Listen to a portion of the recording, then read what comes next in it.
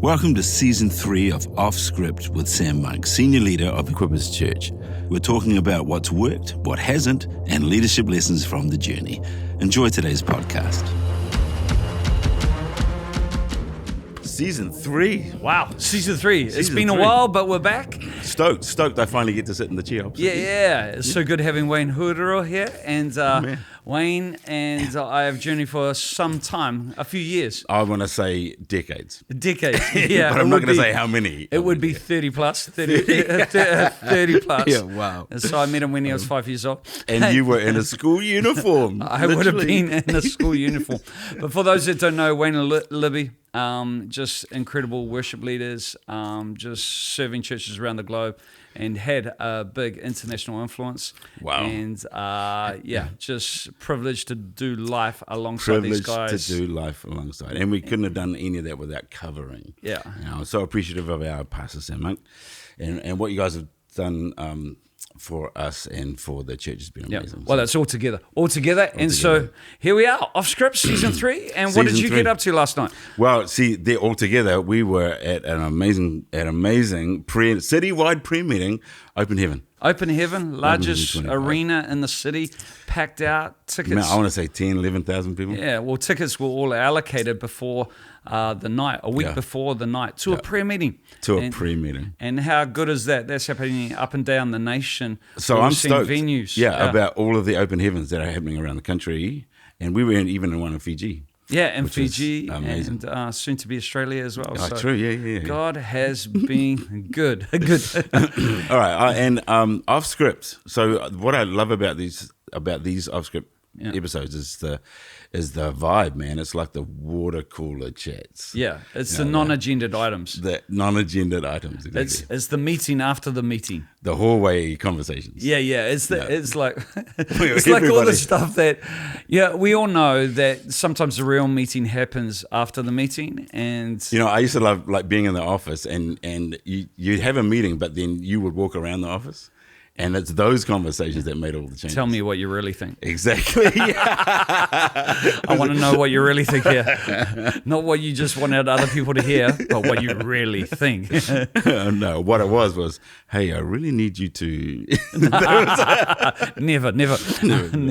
But we just want to just open up. Hopefully this is helpful to people in their processing of stuff. Yeah, I think this first session is going to be super helpful. Yeah. And it is about... owning responsibility and growing responsibility. Yeah, well, we've all grown in our responsibility. Probably as you get older in life, you're responsible for more things.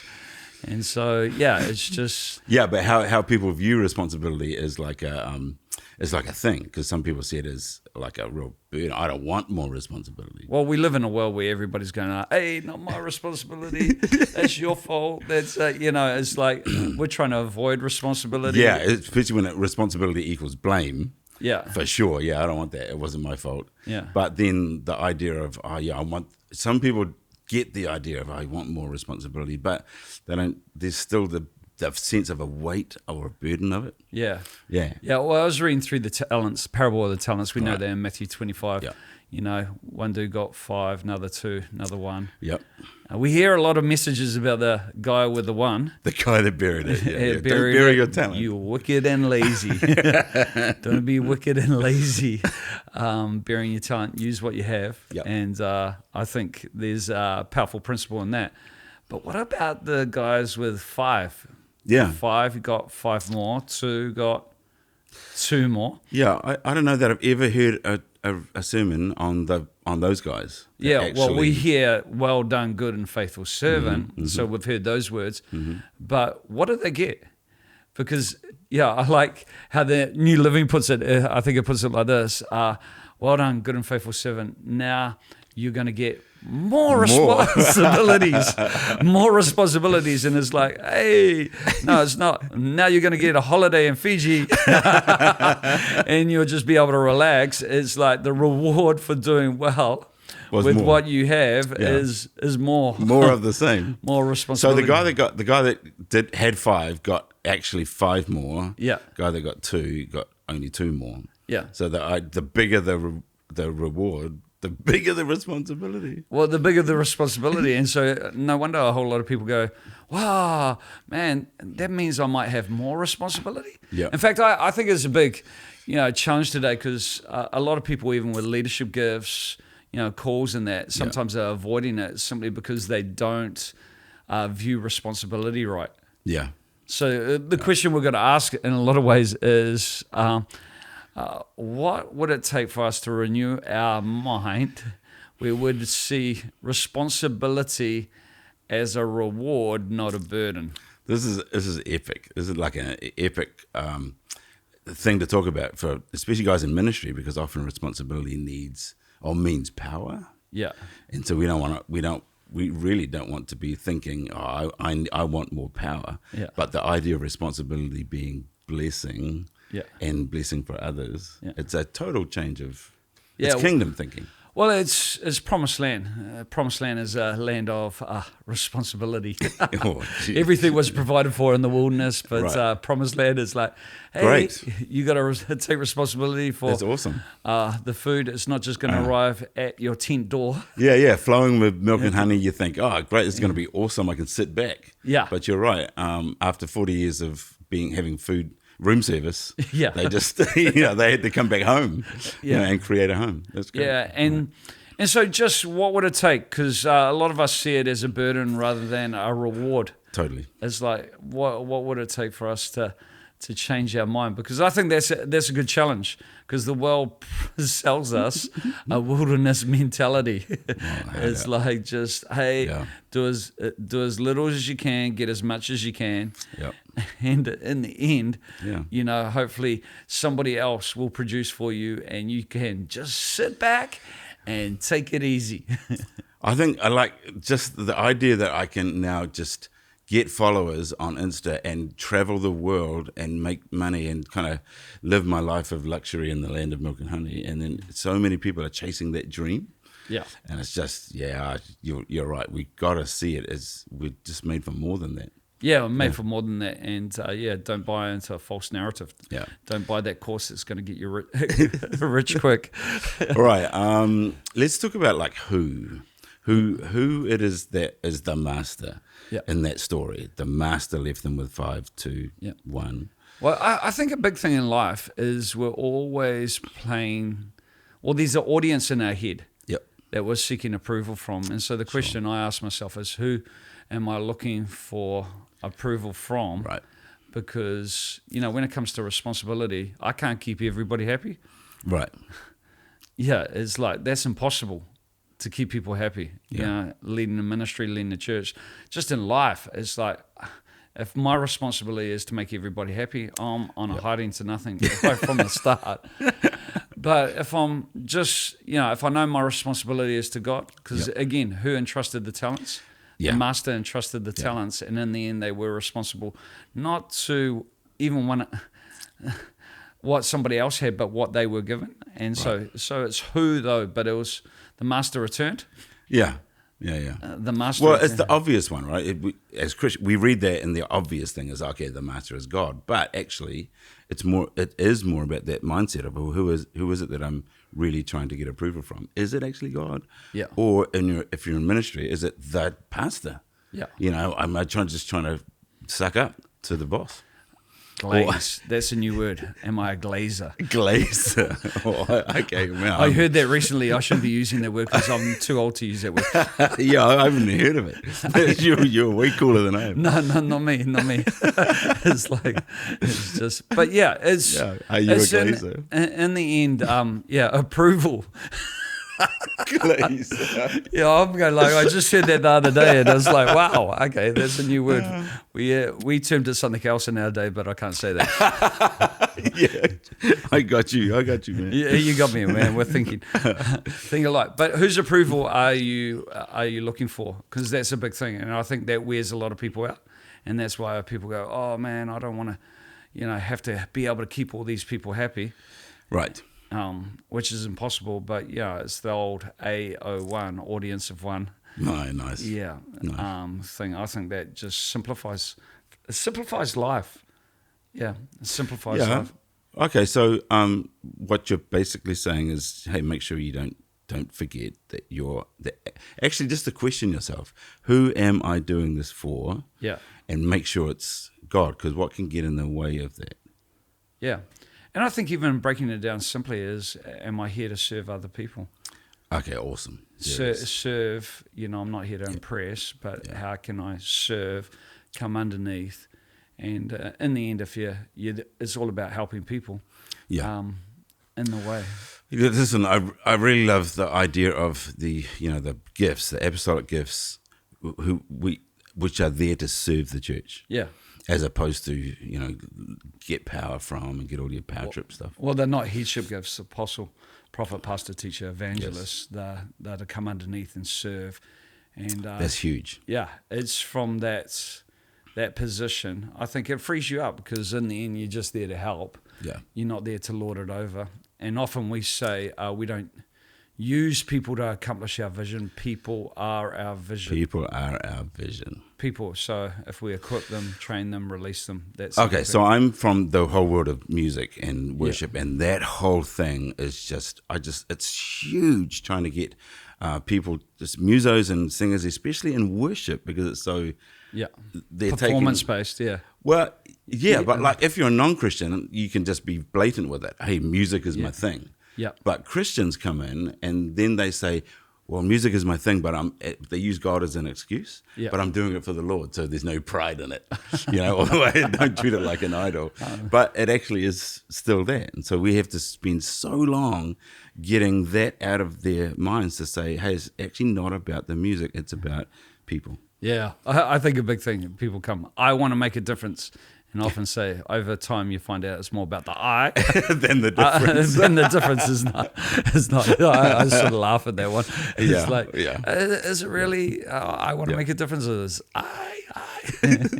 Well, so I started seeing it in music, but then I saw the same thing with power. Yeah, leaders, especially guys in ministry, that really want. They want the idea of power, but they use this thing. I'm here to serve the people or serve God, but actually they're using it for power. Yeah, and that's where we've got to be careful. It's not just a language because, all our motives get exposed at some point in time. And so, but just the simplicity in ourselves, I know it's it could be a cliche, but, really your worth, your sense of approval. It's like you already have approval from God. Yeah. So in the end, we already have approval, and it's just what are we doing it for? Yeah. I think that's huge because the idea of I'm approved by God. My identity is in Him, not in my responsibility. Yeah. I don't find my identity in that. I find it's got to be in God first. Yeah. Otherwise, what are we ministering? Yeah. Yeah. Okay. Yeah. So. Sorry, you go. Oh, no, I don't want to interrupt. I wouldn't want to interrupt a good thought. A good flow. No. I was just going to move on to the what. Yeah, what are our responsibilities? Well, I'm not responsible for what God's given you. Right. Yeah. It's like, I wish I could sing. Well, I can sing. Yeah, you can. But others don't like me singing. But, the whole thing is what's been entrusted to me, because so often we can compare. Yeah. I'm sure there was a little bit of comparison to do with one going, well, how come I didn't get 5? How come I didn't get it? But imagine, you take several iterations of this, 5 got 5 more. Mm-hmm. Just say the one produced 1 more, he would have had 2. Mm. And say it was the guy with 2 who buried his gift. Yeah, right. He would get 2 more, then next 2 more, 4. Right. Eventually 8. No, we won't do compounding interest, man. But just, I think playing the long game in that, you may think you've got something small now, and you can look, it's not much. Yeah. It's not much compared to Wayne. It's not much compared to somebody else, but it's what you're doing now and, over time. Comparison, jealousy, envy, all of that stuff is humongous everywhere, including the church. Yeah. How do we get rid of that? How do we change that? Well, comparison paralyzes a lot of people as well. Oh, hard out. It's just like, if I can't be the best, when you play a casual game of sport, you're trying to weigh up, You're trying to weigh up. Oh, can I beat them? If I can't beat them, I won't compete. Because I want to be the best. I think in some places there's a whole lot. No, I don't want to compete because Yeah, man, I was just in Fiji, and we were just looking like we went down to play casual volleyball, and I used to play back in the day. So casual. I was casual, and then I saw them on. They're all like super rip players, like watching antelope float in the air, and I was like, Libby's like, "Are you gonna play?" I'm like, "Nope." Oh, come on, man! Put yourself in the game. I just would have been like a walrus in the middle of that team. Yeah, but that's a lot of people in ministry and life. It's just like, oh well, I'm never going to be as good as that, so I won't even try with what I have. Yeah. You know, I think, just understanding what you have in your hand. I'm not responsible for what you have, but what, and just seeing that multiply.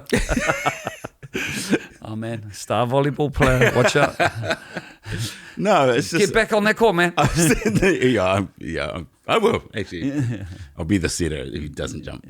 But these the responsibilities that some people have, and then they're looking at others like who have been in ministry for a long time, and then compare their 5 years in ministry to someone like you who've been, again, decades of ministry and power, and then think, I'll never get there. Not power, but God power. Holy Spirit powers, right? And then they think, I'll never get there, but they're not comparing the right thing at the right time. Yeah, well, I think there's comparisons that inspire you. Yeah, right. Like go, wow, if I compare, what some guys are doing around the world, I go, wow, that's amazing. Yep. But there's comparisons that are unhelpful. Sure. It's just like, well, I'm never going to be I'm not tall compared to a giraffe. Yeah, right. But I'm not meant to be a giraffe. Right. That's a great analogy. Yeah. Yeah, I'm not meant to be a giraffe. Yeah. I'm not meant to be a preacher, teacher, whatever. Well, you're beautiful compared to a rat. Thanks, man. My man. No. Love you, bro. But it's not a right comparison.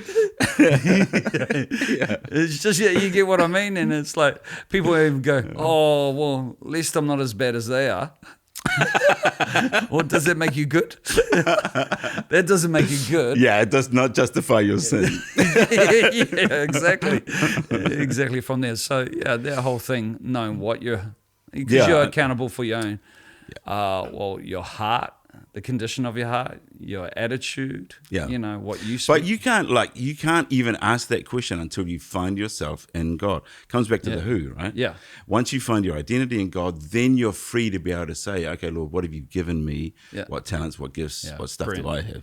Yeah. Amazing. Yeah, amazing. And so, because then it's like, well, how do you develop this appetite? Let's go there. Because, the guy gets 5. Yeah. Gets 5 more. It's like growing up, the reward for eating your vegetables is dessert. Yes. It's dessert. Yeah, man, totally. I want dessert, so I'm going to chew through these vegetables. But in this, it's like the reward for eating more vegetables is more vegetables. It's like, who wants that? Oh, man, God help me change my mind, renew my mind in this area because... So you once, I've never forgotten the story that you told about a guy that like everybody was ordering dessert after dinner and he ordered broccoli. Yeah. Because he had trained himself to love broccoli. Yeah. Is that what you mean, the renewing? Well, it's a little bit, yeah. I use that when it comes to how do you know you're being filled with the Holy Spirit. Sure. Because I believe when you're filled with the Holy Spirit, God changes some of your nature. Right, yeah. You get a new nature. Yeah. And, when I think of dessert, I think of ice cream, apple pie, creme brulee. Yeah. I don't think of broccoli, but he just happened to order a bowl of broccoli for dessert. And it's like, well, my nature would have to change for that to happen. And it's a little bit like Isaiah chapter 11, where there's stories in pictures in Isaiah chapter 11. It says, the wolf shall dwell with the lamb. Right, yep. Now, I've never seen that on the Discovery Channel. I've seen the wolf eat the lamb. But what happens when the Holy Spirit comes, when Jesus comes, God will change the nature of the wolf so it can dwell with the lamb. It says the lion shall eat straw like an ox. That's like a dairy farmer becoming a vegetarian. That's crazy. Yeah. So God changes the nature of it. And I think, we need the Holy Spirit's help when it comes to viewing responsibility, how we view responsibility. And we just need to settle on some things in life that everything requires maintenance. Right. Yeah.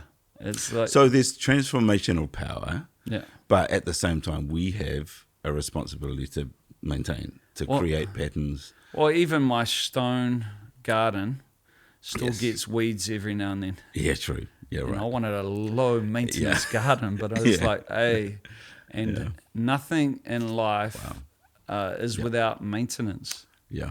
It's no. We have this tiny little like row of trees when we, at our place along. We've got a deck and a patio, and then just this tiny row of trees. And I thought, I don't want any maintenance, so let's get rid of that and let's board it over and let's extend the deck. And so we did.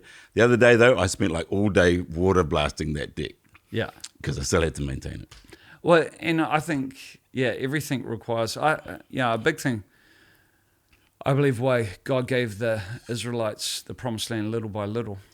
Yeah, right. Yeah. And it talks about it, little by little, lest the beasts of the field become too numerous for them. No, nice. And it was almost like the beasts of the field were keeping the grass low and everything like that, keeping everything there until the Israelites grew enough to be able to occupy that space. Because a lot of people want to live in houses that they couldn't afford to maintain.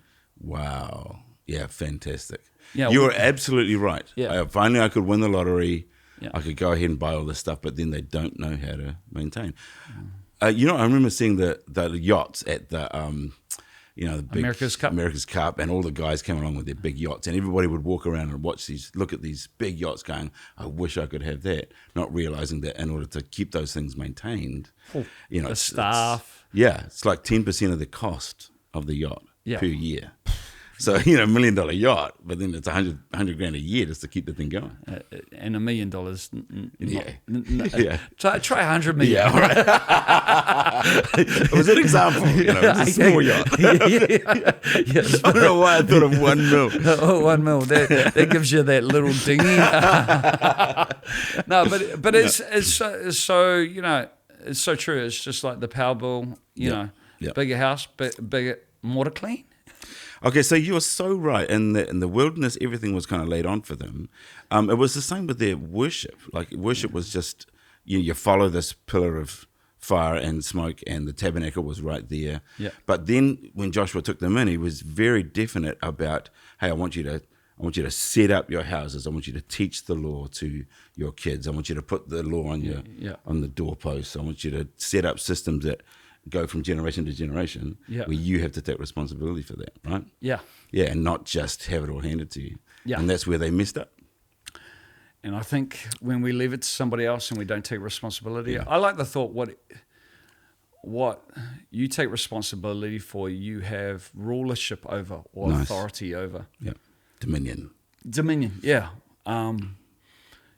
There's a lot of avoidance in all of our lives. It's just like, I'll avoid that, and hopefully, if I leave it alone, I'll work it out.